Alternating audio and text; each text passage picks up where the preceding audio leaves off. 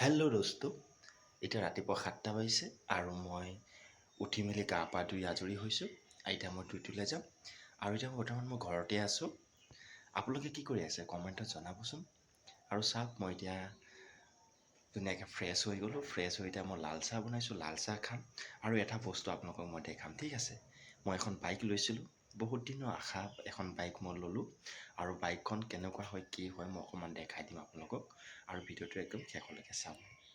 আৰু এইফালে চাওক, আমাৰ ল'ৰাটো সদায় ৰাতিপুৱা উঠি যায় আৰু তাক মই নাস্তা বনাই দিওঁ, চুজি। দেখিছে, বহুত দুষ্ট। তাক বনাই মেলি খুৱাই বোৱাইহে মই দোকান যাব পাৰোঁ। আৰু এটা বস্তু মই দেখাম আপোনালোকক, চাই থাকক।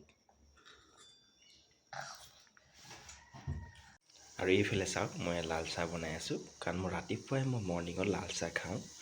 গাখীৰ চাহটো মই বহুত কম খাওঁ। আৰু বলক মই বাইকখন দেখাই আছোঁ।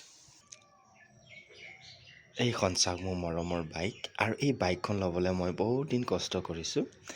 হোণ্ডা SP 125cc হয়। আৰু এই বাইকখন মাইলেজৰ কাৰণেও ভাল আৰু আপোনাৰ এখন ফেমিলিৰ কাৰণে ধুনীয়া বাইক আৰু দেখিছেনে। মাইলেজটো আপোনাৰ 70 আপে দিয়ে। বহুত এটা সুন্দৰ বাইক হয়। চাওক, মই আগফালে ডিছ ব্ৰেকখন লৈছোঁ। মই ৰেড কালাৰখন আনিম বুলি ভাবিলোঁ। এই কালাৰটো চাই পেলাই মোৰ বহুত পচন্দ লাগিলে। কালাৰটো কেনেকুৱা আছে আপোনালোকে ক'বচোন কমেণ্টত। আৰু এই কালাৰটো চাই পচন্দ লগাৰ কাৰণে মই বোলো এইটো কালাৰে মই বাইকখন লৈ যাম। কাৰণ ৰেড কালাৰটো আছিলে, ৰেড কালাৰটো মানে ডিছ ব্ৰেক নাছিলে। এই আগফালে যে ডিছ ব্ৰেকটো, এই ডিছ ব্ৰেকটো নাছিলে, তো সেই গতিকে মই এই কালাৰটো মই আনিলোঁ। আৰু এই কালাৰটো বাইকখন কেনেকুৱা লাগিছে আপোনালোকে মোক কমেণ্টত জনাবচোন। আৰু ইয়াৰ মিটাৰ ডিজিটেল আছে, দেখিছেনে। এটা বস্তু মই আপোনালোকক দেখাইছোঁ, চাবিটো অন কৰিলে মই ক'ব পাৰিম। চাওক, অন হৈ গ'ল।